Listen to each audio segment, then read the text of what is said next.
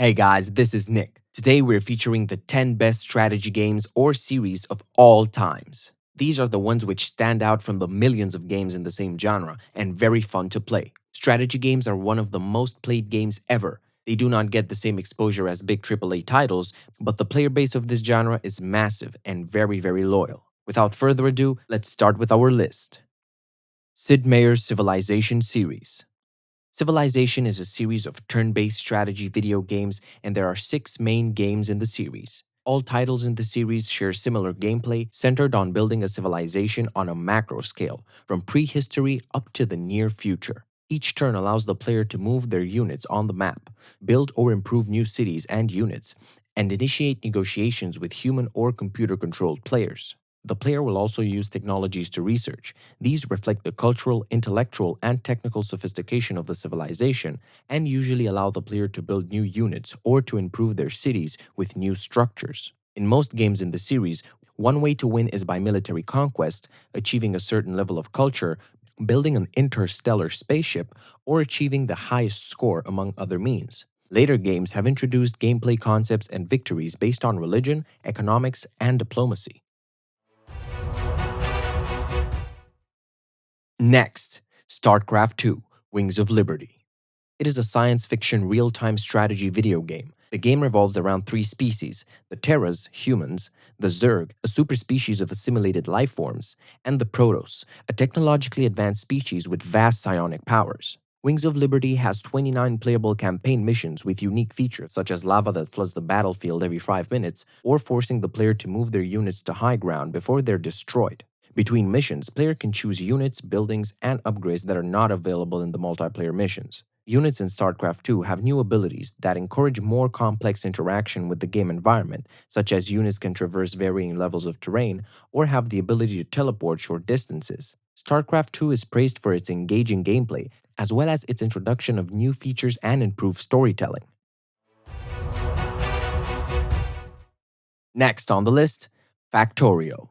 It is a construction and management game focused on resource gathering with real time strategy and survival elements. The player survives by locating and harvesting resources to craft various tools and machines, which in turn create more advanced materials that allow for the progression to more sophisticated technologies and machines. The game progresses as the player continues to build and manage their automated factory style system, which automates the mining, transportation, processing, and assembly of resources and products. Players research advanced technologies and allow them to create new structures, items, and upgrades, starting with basic automation and eventually leading up to oil refining, robots, and powered skeletons. The game is formally won by launching a rocket, although choosing to ignore this goal and instead continue building a factory is possible. Moving on to Warcraft III.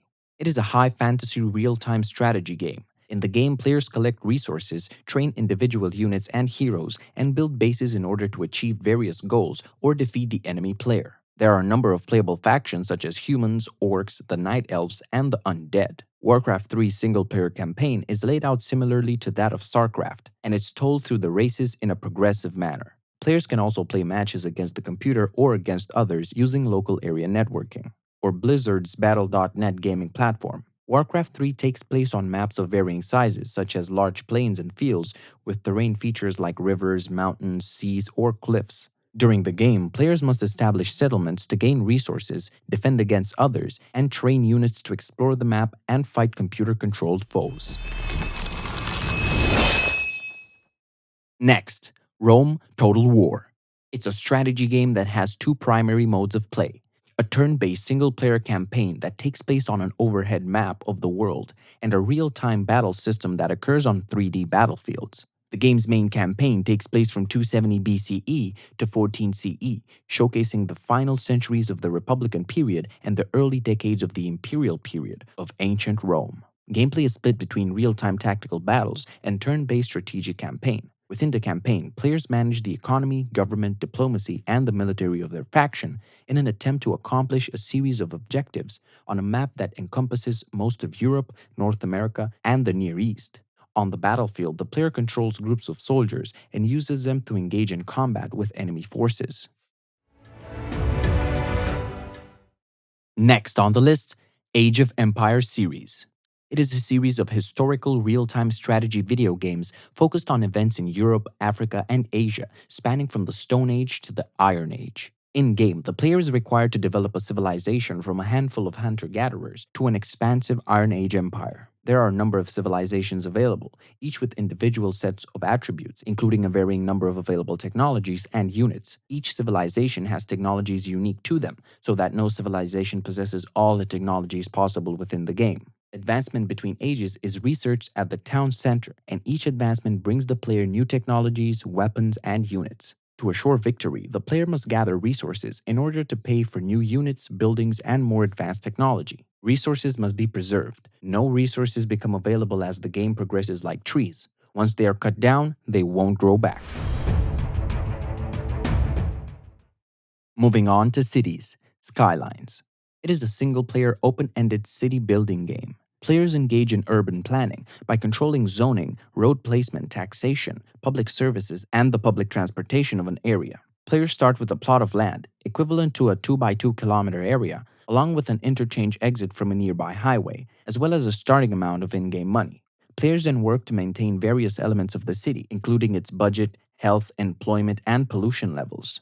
Players can add roads, residential, industrial, and commercial zones, and basic services like power, water, and sewage to encourage residents to move in and supply them with jobs. Players are also able to maintain a city in a sandbox mode, which provides more creative freedom for the player. Next, Xcom 2. It is a turn based tactics video game. Gameplay is split between turn based combat, in which players command a squad of soldiers to fight enemies, and strategy elements, in which players manage and control the operations of the Avenger, an alien ship that is used as a mobile base for XCOM. The game uses turn based tactics, in which players issue commands to squads of human soldiers to eliminate the aliens in the map, and dependent on missions, complete secondary objectives. Maps are procedurally generated to create a wide variety of levels. Every map features different terrain and buildings in each playthrough. There are several character classes, each with its own soldier ability. Players can also manage the base of XCOM, commanding the engineering and researching departments of the base between missions. Next on the list, Crusader Kings series.